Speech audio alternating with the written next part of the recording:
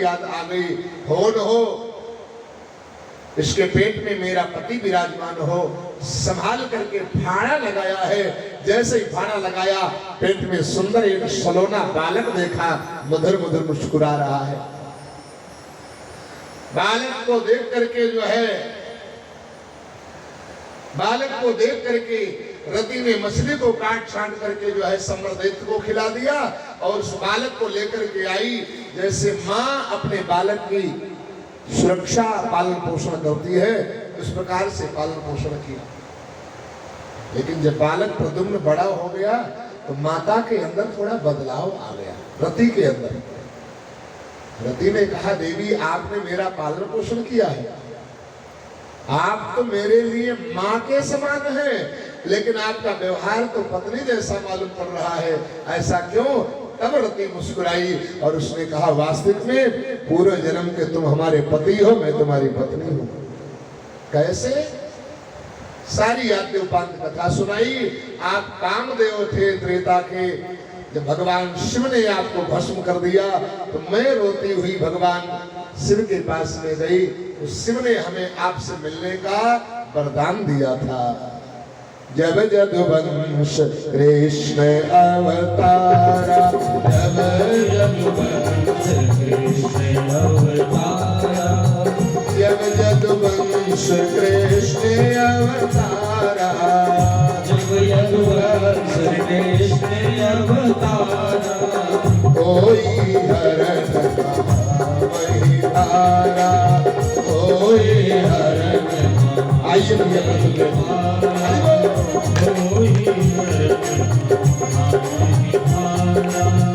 कृष्ण कने हो पति तोरा, कृष्ण कने हो पति तोरा, बचन मोरा, बचन मोरा,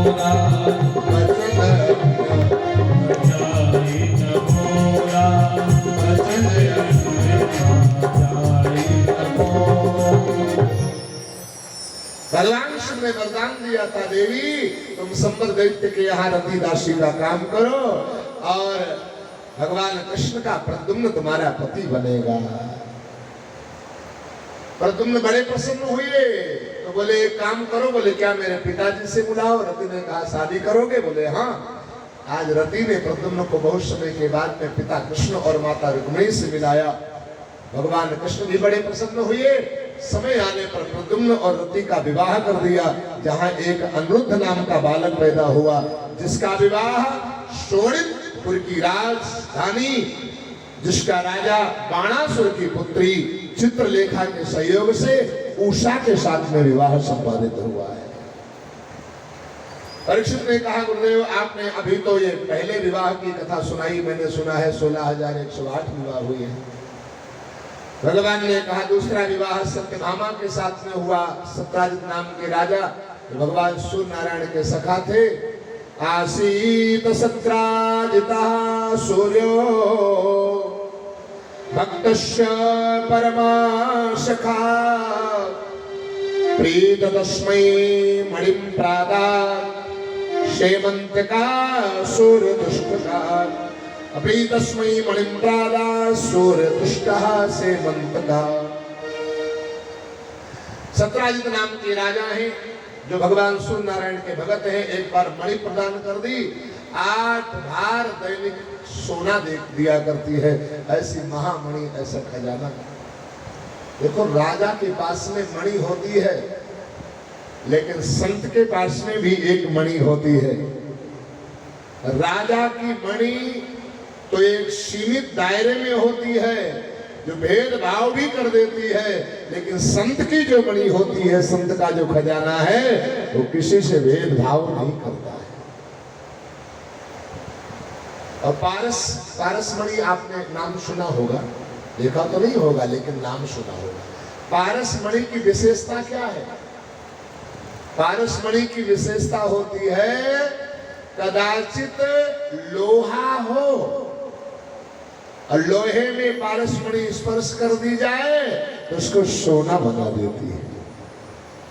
होता है ऐसा ना? सुना होगा। ऐसे ही। अच्छा लोहा कौन सा हो? भगवान के मंदिर में जो लगा हुआ लोहा हो वो? बोले नहीं, चाहे जैसा हो। पारसमणि ऐसा नहीं करेगी कि भगवान के मंदिर के लिए सेब काटे जाते हैं चाकू से, वो भी लोहा है, तो उसको पारसमणि में छुआए तो शायद उसको सोना बना दे। लेकिन बकरा जिस कसाई के यहाँ जिस गड़ासे से, जिस तलवार से बकरा काटा जाता है, पारसमणि उसको क्या मना कर देगी क्या? नहीं नहीं नहीं, इससे बकरा काटा जाता था भाई, इस लोहे को मैं पारसमणि नहीं, सोना नहीं बनाऊंगी। पारसमणि गुण अवगुण नहीं देखती है, यदि स्पर्श कर दिया है तो चाहे कसाई के घर का बांका हो, चाहे संत के घर का चाकू हो, उसको सोना बना देता है। ऐसे ही संत जिसको स्पर्श कर लेते हैं, उसने जीवन में कितने भी पाप किए हो, कितने भी अधर्म हत्याएं की हो, लेकिन अपने वाणी का स्पर्श इसको कर दिया, उसका कल्याण कर देते हैं, उद्धार कर देते हैं। ये नहीं सोचते हैं कि इसने आज तक इतने पाप किए हैं, अब कैसे? मणि को प्रदान किया है, उस मणि को लगा करके एक बार सत्यराज भगवान के सभा में आया। भगवान के सेवकों ने कहा चाचा ये मणि हमारे भगवान को दे दो, मना कर दिया उसने, आले में जाकर के रख दिया। छोटा भाई है प्रसेनजित मणि को लेकर के चला गया। जंगल में शेर मिला, शेर ने प्रसेनजित को मार दिया। मणि को लिए जा रहा था, जामवंत ने शेर को मार दिया, मणि अपने बच्चे को खेलने के लिए दे दी। सत्यराजित की एक बेटी है जिसका नाम है सत्यभामा। जब बहुत ज्यादा दुखी देखा है सत्यराजित को, तो बेटी ने पूछा पिताजी क्या बात है, आजकल बहुत दुखी मालूम पड़ रहे हो, परेशान मालूम पड़ रहे हो। बेटी का संबंध ही ऐसा होता है। आप जरा विचार करना, आपके घर में बेटा भी हो और बेटी भी हो। बेटा जब आप कहीं बाहर से आओगे तो घर में होगा तो कहेगा पापा क्या लाए हो, और बेटी यदि घर में होगी तो कहेगी पापा क्या ले आऊं, चाय पियोगे या पानी पियोगे या ठंडा पियोगे या क्या पियोगे। ये बेटा बेटी में दो में अंतर होता है। और आपके घर में जो नौकर नौकरानी काम नहीं करेगी, जो बेटा काम नहीं करेगा, बेटी वो काम करने के लिए तैयार हो जाती, संकोच नहीं करती। मैंने कई घरों में देखा है अपनी आंखों, बाबूजी बेचारे कमजोरी के मारे बेटा बेटी दो है, लेकिन बेटी के लिए सूट लाए, बेटा के लिए नहीं ला पाए, तो बेटा तांडव कर देता है घर में। और उस घर की सुरक्षा बेटी कहती है पापा कोई बात नहीं, परेशान मत होइए, ये नया वाला भैया को दे दो, भैया वाला बुतरा वाला हम पहन लेंगे, कोई बात नहीं, आप साथ। और इतना ही नहीं, मैंने कई बार देखा है पापा घर में उदास हो, दुखी हो, परेशान हो, यदि आपकी बेटी आपके घर में है तो बार बार पापा के पास में जाएगी, चाहे पापा दुत्कारे, डांटे, फटकारे, लेकिन बार बार जाएगी, मनाएगी, समझाएगी, फुसलाएगी। और फिर भी जब पापा नहीं मानते हैं तो माँ के पास में दाड़ दो करके बार बार जाती, मम्मी जाओ देखो पिताजी आज बड़ा दुखी लग रहे हैं, उदास लग रहे हैं, आज चाय नहीं पी रहे, भोजन नहीं कर रहे, क्या बात है, ऐसी क्या बात हो गई। बेटी तो बड़े सौभाग्य से मिलती है। और रामायण में लिखा है, कई लोग कहते हैं बेटी पाप है, बेटी पाप नहीं है, बेटी तो पुण्य का प्रतीक है।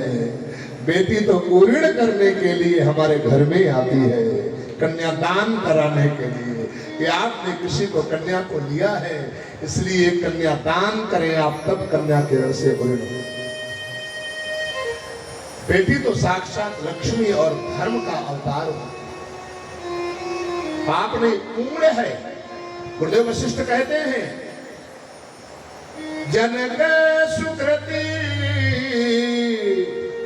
मूर्ति बदेही और दशरथ सुकृत राम धर दे। और बेटी का प्रेम पिता के साथ में जो होता है शायद दुनिया में किसी के साथ में नहीं। बेटी का भी वो प्रेम भाइयों के साथ में नहीं, वो माँ के साथ में नहीं, वो भौजाई के साथ में नहीं, जो प्रेम पिता के साथ में होता है। बेटी का होता तो है माए का, लेकिन मायका का नाम है होता है पिता का। जब तक बेटी का पिता मायके में जिंदा है तब तक बेटी सीना तान के गर्व के साथ में चलती है, क्योंकि उसको गर्व है मेरा पिता है, मुझे किस बात की कमी दुनिया में, किस बात की चिंता है। कोई भी आपत्ति दुख आएगा, कोई मुसीबत आएगी, पिता को बता दूंगा, मेरा पिता मेरी मुसीबत को सुनकर के मेरी समस्या का समाधान कर देगा, कोई चिंता की बात नहीं है। और यही मैंने बहुत बेटियों को देखा है, मायके में उनका भाई न रहे संतोष कर लेती है, भौजाई न रहे संतोष कर लेती है, एक बार मां न रहे संतोष कर लेती है, कोई बात नहीं, मां तो भाइयों के आश्रित रहती है। जिस दिन बेटी को पता चलता है कि आज मायके में हमारा पिता नहीं रहा, बेटी से रहा नहीं जाता और मायके पर आती है, देहली पर बैठ करके दहाड़ खा खा करके रोती है, छाती पीटती है, किस्मत ठोकती है और यही कहती है कि हाय आज से हमारा ये मायका पराया हो गया, क्योंकि आज से मेरा पिता नहीं रहा इस दुनिया। जब तक मेरा पिता था, भैया दूज आता, रक्षाबंधन आता, होली आता, करवा चौथ आता, कोई भी त्योहार आता, मेरे पिता के जीवन में कितनी भी मुसीबत हो, कितना भी कष्ट हो, कितना भी स्थिति गड़बड़ हो, लेकिन मेहनत करके, मजदूरी करके, जबरदस्ती भाई को समझा करके हमारे पास में त्योहार भेजता था। नहीं नहीं बिटिया रास्ता देखेगी, जाना चाहिए, जाइए जाइए, इतना भी स्वयं मुसीबत में रह लेता था, लेकिन मुझे बिना त्योहार कभी सोना नहीं होता, मेरा त्योहार कभी सोना नहीं होने दिया। इसलिए आज कौन समझाएगा, कौन लेकर के आएगा, इसलिए अनेक बेटियां दुखी होती हैं और सभी को जीवन में दुखी देख सकती है, लेकिन अपने बाप को कभी दुखी नहीं दे सकती। कई बेटियां कहती हैं मुझे एक साड़ी में रख लो, मुझे झोपड़ी में रख लो, मैं रह जाऊंगी, लेकिन मेरे पिता को कभी गलत शब्द मत बोलना, गाली गलौज मत करना, उल्टा सीधा मत बोलना, क्यों मुझे पता है मेरे पिता ने कैसे मुसीबत में मेरे हाथों को पीला किया, दौड़ते दौड़ते पैरों में फफोले पड़ गए, कितने लोगों का कर्जा लिया तब उसने मेरे हाथ पीले कर पाए, अपनी परवाह न करके सब कुछ दे दिया। तो बाबूजी आज तुम हमारे पिता को गाली दे रहे हो, भिखमंगा बता रहे हो, उल्टा सीधा बोल रहे हो। सबसे ज्यादा कष्ट होता है जब बेटी के माँ बाप को यदि कोई बुरा कहता है, और सबसे ज्यादा प्रसन्नता सुख होता है कब, जब बेटी के माँ बाप की कोई सराहना करता है, प्रशंसा।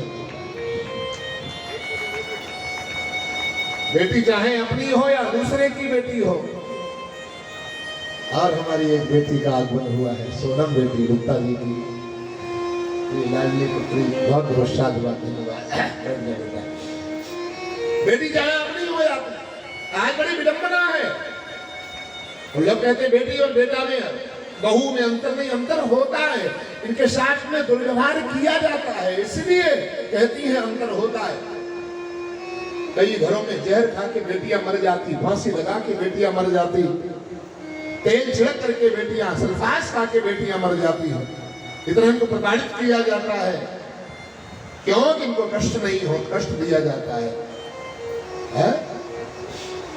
कुछ लोग कहते बेटी बहू में अंतर नहीं है, मैं भी मान जाऊंगा अंतर नहीं है, लेकिन कब आपकी बेटी आती है मायके में और 8 बजे तक पड़ी पड़ी सोती है, आपको कष्ट नहीं होता है, और वही आपके बहू के सोने में जिस दिन आपके अंदर चुलबुली न पड़े, कष्ट न हो, तो उस दिन सोच लेना कि बेटी और बहू में अंतर नहीं है, तब हमें कष्ट होता है। आपकी बेटी जींस टॉप पहनती है तब आपको कष्ट नहीं होता है, और बहू पहनती है तब आपको बहुत कष्ट होता है, ये कष्ट न हो तो उस दिन समझ लेना बेटी और बहू में कोई अंतर नहीं है।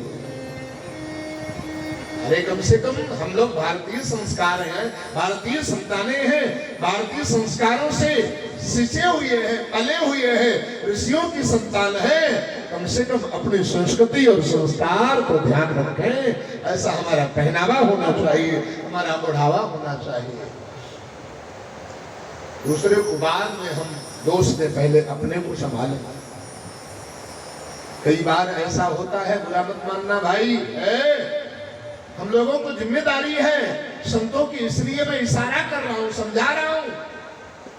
बहनों के सामने आंखें नीची करनी पड़ लेती है, बेटियों के सामने कई बार अपने को आंखें नीचे करनी पड़ती हैं। ऐसी देखने वाले को शर्म आती है, संकोच लगता है कि कैसी दृष्टि उसके सामने डालो। लेकिन निर्लज्ज बापों को लाज नहीं आती, शर्म नहीं आती, निर्लज्ज माओं को शर्म नहीं आती कि हमारा बेटी का पहनावा कैसा है, हमारा बेटी का ओढ़ावा कैसा है।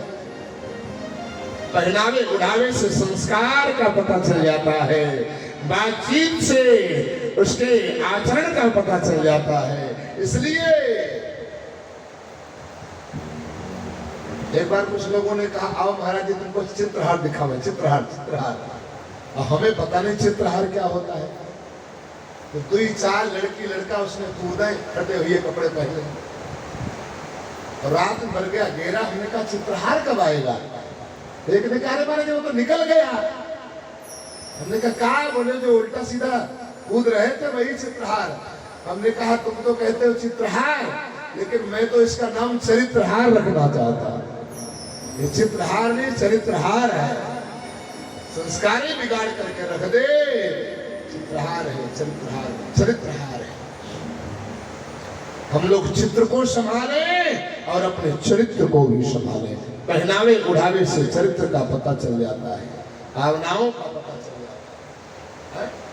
सर्दी बरसात की सर्दी, दिसंबर में सर्दी हो, शादी हो, जनवरी में शादी हो, और कहीं कई लोगों को बारात जाना पड़ जाए तो कांप रही है, लेकिन साड़ी नटई वाली है बिल्कुल आर पार।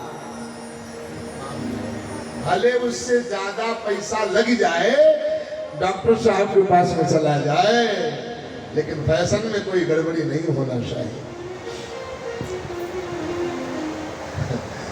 अभी हम लोग रामेश्वरम जा रहे थे, तो एक सीट थी पास में, तो कन्या उसमें बैठी थी, बाबूजी उनके बैठे थे। तो हमने कहा बेटी बहुत गरीब घर की हो तुम? नहीं गुरुजी गरीब घर की नहीं हो, मेरे पिताजी 1 लाख रुपया पाते महीने में। अरे हमने कहा बिटिया बताइए, तुम्हारे पिताजी 1 लाख रुपया पाते और तुम ये फटे हुए कपड़े पहने हो? फटे हुए, यहाँ भी फटा, यहाँ भी फटा, यहाँ भी फटा, यहाँ भी फटा, सब चार। अरे बोले नहीं गुरुजी, ये तो सबसे महंगा मिलता है, आजकल फैशन चल रहा है। हमने कहा आग लगे फैशन में तुम्हारे, ऐसे क्या? ऐसा फैशन किस काम का जिसमें संस्कार ही बिगड़ जाए। पहले लोग फटा हुआ बदनामी मानते, आजकल जो फटा हुआ पहन करके आता है उसको लोग बहुत, एक खुली और एक बंद, एक यहाँ तक एक यहाँ तक, बोले फैशन चल रहा है। हमारे फैशन चल रहा है भाई, अच्छी बात है। कितना हम अपनी इज्जत को, अपनी आबरू को, अपने द्रौपदी की साड़ी खींची जा रही थी, तब भगवान ने अवतार लिया। अब आजकल हम लोग साड़ी को छोड़ ही गए, साड़ी भी पहनते हैं, उसके कहीं पूजा पाठ हो, कहीं सत्कर्म हो, कहीं धर्म हो। शास्त्र का नियम है, जब सिंदूर दान किया जाता है ना, तो कपड़ा लगाया जाता है। जो सिंदूर दान करता है तो कपड़ा लगाता है, उस सिंदूर का कोई दर्शन न कर पावे। इसलिए शास्त्र का नियम है, हो सके आपके पति के अलावा और आपका कोई सिंदूर का दर्शन न कर पावे। संस्कार अपने आप थम जाए, बन जाएंगे। ये जो नाना प्रकार के उपद्रव हो रहे हैं, सरकार भी परेशान है, बेचारी प्रयास कर रही है। योगी जी का तो बहुत योगदान उसके लिए आगे बढ़कर के चल रहा है, लेकिन हम लोगों की भी जिम्मेदारी है, उपद्रवों को शांति मिल जाएगी। कहीं कहीं तो लोग कथा में पूजा में बैठते हैं तो पूरा त्रिजटा नाम राक्षसी का बाल खोल करके नहीं, चोटी बंधी हुई होनी चाहिए। मैं बता रहा हूं आपकी इच्छा। चोटी बंधी हुई, चोटी खुली नहीं होनी चाहिए। चोटी जानते हो कब खोली जाती है? चोटी तो तारा ने खोली थी, कब? जब बाली मारा गया था। चोटी तो मंदोदरी ने खोली थी, जब रावण मारा गया था। खुले केश नहीं बपुष समारा, कच खुल गए, शरीर संभाले नहीं आया है। आज कौन रहा कुल को रोनहारा, इसलिए चोटी को बांध करके और होश। आजकल तो कहीं कहीं सिंदूरे नहीं लगाया जाता है, फैशन वाली मात्रा। और कई लोग मांग भी निकालते हैं तो मांग बड़ी टेढ़ी होती है। हम कहते मांग छोटी हो, मांग सीधी हो। सीधी मांग तो बेचारा पति पूरी नहीं कर पाता है, और जिसकी मांगे टेढ़ी होगी, मांगे जब टेढ़ी होगी तो कौन कर पाएगा। इसलिए मांग हरी हुई और मांग सीधी होनी चाहिए, बंधी हुई होनी चाहिए। तो इसलिए ये नियम है। बोल वृंदावन बिहारी लाल की। बेटी का मैं निवेदन कर रहा था, ये बात सत्यभामा के कानों में पड़ी, कानों कानों बात पूरी द्वारिका में फैल गई। भगवान को पता चला, भगवान ने कहा झूठा कलंक लगाया। क्योंकि सत्यराजित ने कहा कि कन्हैया ने हमारे भाई को भी मार दिया और मणि भी छीन ली, और सत्यभामा भगवान के साथ विवाह करना चाहती थी, बहुत मानती थी। कानों कानों बात भगवान तक पहुंची। भगवान ने कतवर्मा को लिया, बलराम को लिया, और जामवंत को मार कर परास्त करके जामवंती के साथ शादी करके मणि को ला करके दिया सत्यराजित को। नारद जी के पास में सत्यराजित ने कहा भगवान को मैंने झूठा कलंक लगाया, इससे बचने का उपाय। भगवान ने, नारद जी ने कहा तुम अपनी बिटिया का विवाह भगवान के साथ में कर दो। सत्यभामा का विवाह भगवान कृष्ण के साथ में हुआ है। जामवंती का विवाह नग्नजित के यहाँ 7.5 साढ़े शर्त एक साथ में जो नातेगा उनके साथ में विवाह। भगवान गए हैं, 7 साढ़ों को एक साथ में नाप दिया। भगवान का नग्नजित के साथ में लक्ष्मणा के साथ में विवाह हुआ, और सत्यभामा मित्रवृंदा के साथ में, और भद्रा के साथ में, और सत्या के साथ में 8 पटरानियां हैं। भौमासुर नाम का राजा है, इसने बहुत भारी जेल बनवाई, 16,100 कन्याओं को बंद किया। आज जेल से कन्याओं के रोने की आवाज आई, भगवान ने भौमासुर नरकासुर को मार दिया, कन्याओं को बंदी खाने से मुक्त कर दिया। समस्त पिता कन्याओं के आए और कहा आपने हमारे कन्याओं के लाज धर्म बचाई है, आप पतन से बचाया है, आप ही पति बनने के योग्य हैं, कृपा करके आप इनको अपने पत्नी के रूप में स्वीकार करो। 16,108 राजाओं ने अपनी अपनी कन्याओं का विवाह भगवान कृष्ण के साथ में कर दिया है। 16,108 विवाह और 10 बेटे और एक बेटी का जन्म हुआ है। आनंद के साथ में सारी कन्याएं तैयार हुई हैं, धूमधाम के साथ में श्रृंगार उनका किया गया है। भगवान सभी को प्रसन्न कर रहे हैं। कुछ तो रानियां आपस में, कुछ संतों का भाव है, कवियों का भाव है, भागवत में तो नहीं।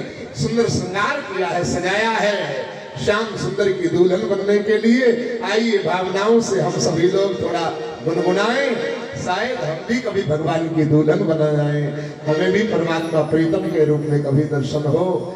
सजेगा संवरेगा तब आओ मेरी सखियों मुझे मेहंदी लगा दो,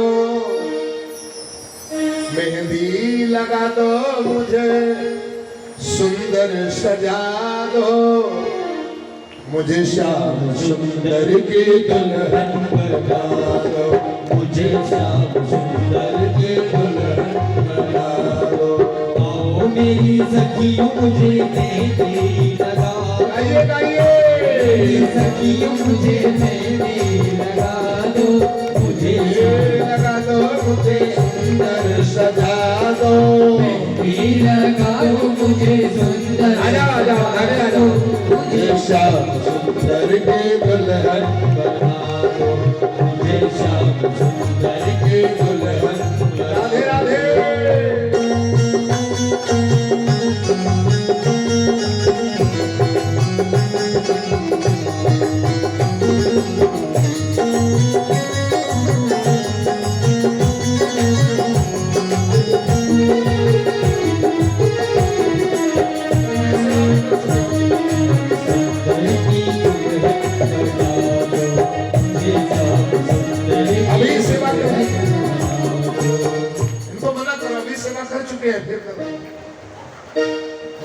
लोग तो बड़ी सेवा करते भाई, तुम लोग बहन दो। अभी 13,000-15,000 पल्ला की सेवा की इन्होंने, वहाँ आश्रम में सेवा की, फिर यहाँ कर रहे हैं, ये ठीक नहीं है।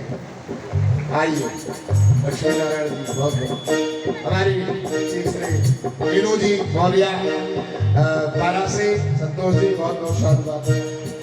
51 मुद्राओं का योगदान पुनः हमारे रामकृष्ण मौर्य आश्रम के हॉस्पिटल की सेवा के लिए प्रदान कर रहे हैं। लेकिन भाई मुझे अच्छा नहीं लग रहा है, अभी बड़ी सेवा कर चुके और फिर वहां से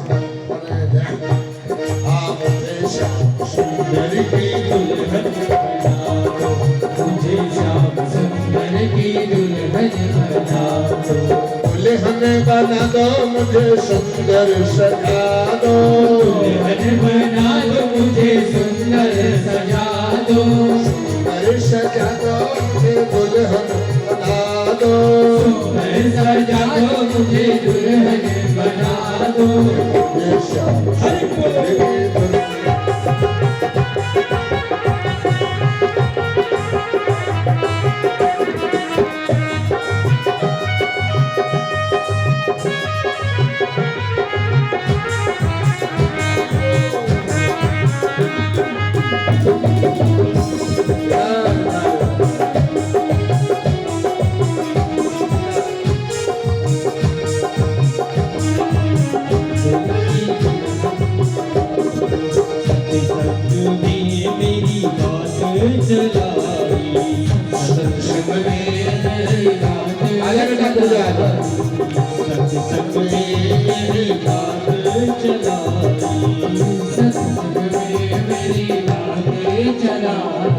सतगुरु ने मेरी की है सगाई, सतगुरु ने मेरी की है सगाई, उनको बुला के हाथ लेवा तो करा दो, उनको बुला के हाथ लेवा तो करा दो।